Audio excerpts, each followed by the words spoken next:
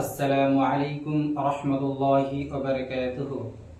আলহামদুলিল্লাহি রাব্বিল আলামিন ওয়াসসালাতু ওয়াসসালামু আলা নাবিয়িনা মুহাম্মদ ওয়া আলা আলিহি ওয়া সাহবিহি আজমাইন, আম্মা বাদ।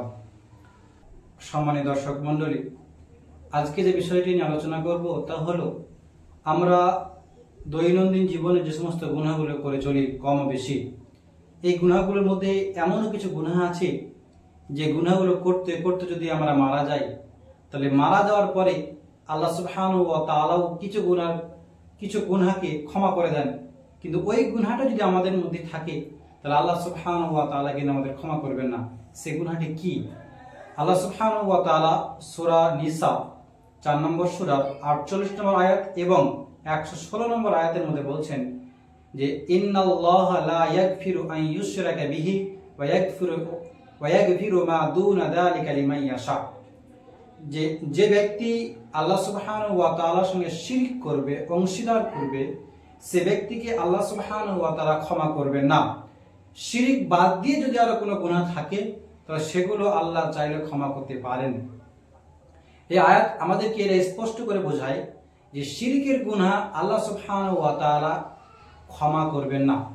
কিন্তু প্রশ্ন হলো কখন ক্ষমা করবে না? যদি কোনো ব্যক্তি দুনিয়াতে শিরক করে এবং মৃত্যুর আগেই আল্লাহ সুবহানাহু ওয়া তাআলাকে তওবা ইস্তিগফার করে, তাহলে কি ক্ষমা হবে না? আল্লাহ সুবহানাহু ওয়া তাআলা সূরা ফুরকান এর 70 নম্বর আয়াতের মধ্যে বলছেন যে ইল্লা মান তাবা ওয়া আমানা ওয়া আমিলা আমালান সালিহা ফাউলাইকা ইউবাদদিলুল্লাহু সাইয়্যাতিহিম হাসানাত ওয়া কানা আল্লাহু গফুরুর রহিমা। এই আয়াতের পূর্বে আল্লাহ সুবহানাহু ওয়া তাআলা কিছু মানুষের গুনাহের কথা বলছে যে মানুষগুলো শিরক করবে না, অন্যায়ভাবে কাউকে হত্যা করবে না, জিনা করবে না, কিন্তু যদি এগুলো কেউ করে তাহলে এগুলোর কারণ তাকে শাস্তি পেতে হবে। এই আয়াতের পরে তারপরে আয়াতে বলছে যে কিয়ামতের দিন তাদেরকে ডবল শাস্তি দেওয়া হবে। এটা 3 নম্বর আয়াত, যেখানে আল্লাহ সুবহানাহু ওয়া তাআলা বলছে তবে তারা নয় যারা তওবা করে এবং আল্লাহর প্রতি ঈমান আনে, অতঃপর তারা নেক আমল করে। আল্লাহ সুবহানাহু ওয়া তাআলা তাদের সমস্ত গুনহার কাজগুলোকে পরিবর্তন করে দিবেন নেকির কাজে। আল্লাহ ক্ষমাশীল এবং দয়ালু। এই আয়াতে যদি আমরা একটু চিন্তা ভাবনা করি, গৌর ফিকির করি, তাহলে আল্লাহ সুবহানাহু ওয়া তাআলা বলছে যদি কোনো ব্যক্তি দুনিয়ার বুকে যত বড়ই পাপ করুক না কেন, এমনকি শিরকও করুক না কেন, এই শিরক করার পরে মৃত্যু আসার পূর্বে যদি সে আল্লাহ সুবহানাহু ওয়া তাআলার কাছে তওবা ইস্তিগফার ক্ষমা চায় এবং আবার নেক আমল করে, তাহলে তার জীবনের সমস্ত গুনাহকে আল্লাহ ক্ষমা করে দিবেন এবং সেই গুনাহগুলোকে নেকি বা ভালো কাজ দ্বারা পরিবর্তন করে দিবেন।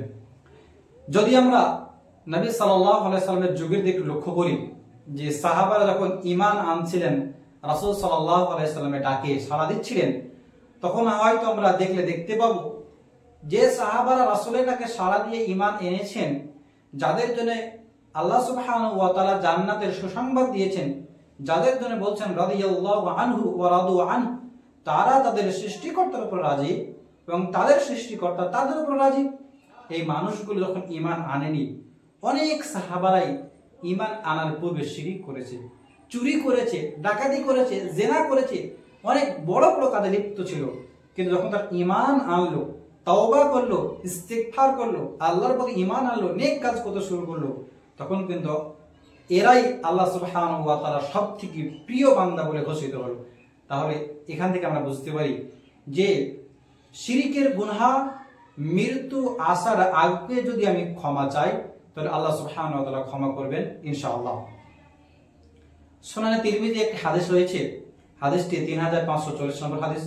হাদিসের বর্ণনাকারী হলেন আনাস ইবনে মালিক রাদিয়াল্লাহু তাআলা আনহু। তিনি বলছেন যে রাসূল সাল্লাল্লাহু আলাইহি ওয়াসাল্লাম বলেছেন, রাসূল সাল্লাল্লাহু আলাইহি ওয়াসাল্লাম বলছেন, আল্লাহ সুবহানাহু ওয়া তাআলা বলেছেন, ইয়া ইবনে আদম, হে আদমের সন্তান, ইন্নাকা লাউ আতাইতানি বিকুরাবিল আরদি খাতায়া সুম্মা লাকিতানি লা তুশরিকু বি শাইআ লা আতাইতুকা বিকুরাবিহা মাগফিরা। হে আদম সন্তান, যদি তুমি দুনিয়া পরিপূর্ণ গুনাহ নিয়ে আমার কাছে আসো, কিন্তু ওই গুনাহের মধ্যে শিরকের গুনাহ না থাকে, আমার সঙ্গে অংশীদার করনি, শিরক করনি, শিরিক না করে অনেক গুনাহ করেছো, এই সমস্ত গুনাহ নিয়ে তুমি কাছে আসো, আতাইতুকা, তাহলে আমি তোমার কাছে অত সম পরিমাণ ক্ষমা নিয়ে উপস্থিত হব। সুবহানাল্লাহি ওয়া হামদিহি সুবহানাল্লাহিল আযীম। একজন ব্যক্তি অনেক বড় গুনাহগার, কিন্তু তার গুনাহের মধ্যে শিরিক নাই, এই অবস্থায় সে মারা গেছে। ইনশাআল্লাহ যদি আল্লাহ চাই, সে ব্যক্তিকে আল্লাহ ক্ষমা করে দিয়ে জান্নাতবাসী করে দিতে পারেন। কিন্তু সে যদি শিরিক করে মারা যায় আর মরে যাওয়ার সময় তওবা ইস্তেগফার না করে মারা যায়, তাহলে সে ব্যক্তিকে আল্লাহ সুবহানাহু ওয়া তাআলা ক্ষমা করবেন না। ইন্নাল্লাহা লা ইয়াগফিরু আন ইউশরাকা বিহি, যে শিরিক করবে তাকে আল্লাহ ক্ষমা করবে না। কখন ক্ষমা করবে না? তাহলে বিষয়টি হয়তো আমাদের কাছে এখন স্পষ্ট, যে যদি মৃত্যু আসার পূর্বে আমরা ক্ষমা তওবা ইস্তেগফার করি, তাহলে জীবনের যত পাপ আছে, শিরক বিদআত যত বড় পাপ হোক না কেন, সমস্ত পাপ আল্লাহ সুবহানাহু ওয়া তাআলা ক্ষমা করে দিবেন, এতে আমাদের কোনো সন্দেহ নেই। কিন্তু কথা হলো, যদি ওই শিরিক করতে করতে করতে আমি আপনি মারা যাই, তাহলে কিন্তু আল্লাহ সুবহানাহু ওয়া তাআলা আমাদের ক্ষমা করবে না। এবার সবথেকে বড় প্রশ্ন, আমি শিরিক করছি, হয়তো এখন শিরিক করলাম, আমি আসরের সময় তওবা করে নেব, মাগরিবের নামাজ তওবা করে নেব, কিন্তু আমার কাছে কি গ্যারান্টি আছে আমি আসরের নামাজ পড়তে পারবো? আমার কাছে কি গ্যারান্টি আছে আমি মাগরিবের জামাত পাবো? আমি হতে পারি এই শিরিক করলাম, তার 1 মিনিট পরে মারা যেতে পারি। তাহলে কি হলো? আমি মুশরিক হয়ে মারা গেলাম। এখন আমার আর জীবনের কোনো আমল নেই, সব নষ্ট হয়ে গেছে, আর এই গুনাহ আল্লাহ আমার ক্ষমা করবে না। অতএব শিরিক করলে যে শিরিকের শাস্তি, সেই শাস্তি আমাকে পেতে হবে। অতএব প্রতিটি মুসলমানের কাছে আমি আবেদন করব, কম করে যে প্রতিনিয়ত আমরা আস্তাগফিরুল্লাহ, তওবা, ইস্তেগফার নিজের জীবনের সবথেকে বড় বাক্য হিসাবে ব্যবহার করি। সর্বদা আমরা আস্তাগফিরুল্লাহ, আল্লাহকে তওবা ইস্তেগফার করি। কেন? কারণ জানতে অজান্তে কখন আমাদের শিরিক হয়ে যায় আমরা কেউ জানি না। আর শিরিক করার পরে তওবা করার জন্য অপেক্ষা করা পাগলামি ছাড়া কিছুই হবে না। কেন?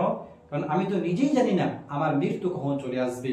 অতএব আমাদের উচিত প্রতিনিয়ত নিজেকে তওবা ইস্তেগফারের মাধ্যমে কাটানো আর শিরিক থেকে নিজেকে বাঁচিয়ে রাখা। যদি আমরা নিজেরা শিরিক থেকে বেঁচে থাকতে পারি, এরপরে যদিও কিছু গুনাহ হয়, সেই গুনাহ নিয়ে পরকালে যাই, তাহলে আমরা আল্লাহ সুবহানাহু ওয়া তাআলার কাছে আশাবাদী যে রব্বুল আলামিন আমাদের সেই গুনাহগুলো ক্ষমা করে দিয়ে তার সুখময় স্থান জান্নাতে আমাদেরকে দিবে। কিন্তু যদি শিরিক করে মারা যায়, তাহলে এই আশা আমরা করতে পারি না। অবশ্যই আল্লাহ সুবহানাহু ওয়া তাআলা দোয়া করি, হে রব্বুল আলামিন আমাদের সকলকেই দুনিয়াতে শিরিক মুক্ত জীবন যাপন করার তৌফিক দান করো, আমিন। রব্বুল আলামিন আমরা যাতে করে প্রতিনিয়ত তোমার কাছে তওবা ইস্তেগফার করতে পারি, সেরকম তৌফিক দান করো, আমিন। রব্বানা যালামনা আনফুসানা ওয়া ইল্লাম তাগফির লানা ওয়া তারহামনা লানাকুনান্না মিনাল খাসিরিন। লা ইলাহা ইল্লা আনতা সুবহানাকা ইন্নী কুনতু মিনাজ জালিমিন। আকুলু কাওলি হাযা আস্তাগফিরুল্লাহ লি ওয়া লাকুম ওয়া লিসাইরিল মুসলিমিন ফাস্তাগফিরুহু ইন্নাহু হুয়াল গফুরুর রহিম। ওয়া আখিরু দা'ওয়ানা আনিল হামদুলিল্লাহি রাব্বিল আলামিন। আসসালামু আলাইকুম ওয়া রাহমাতুল্লাহি ওয়া বারাকাতুহু।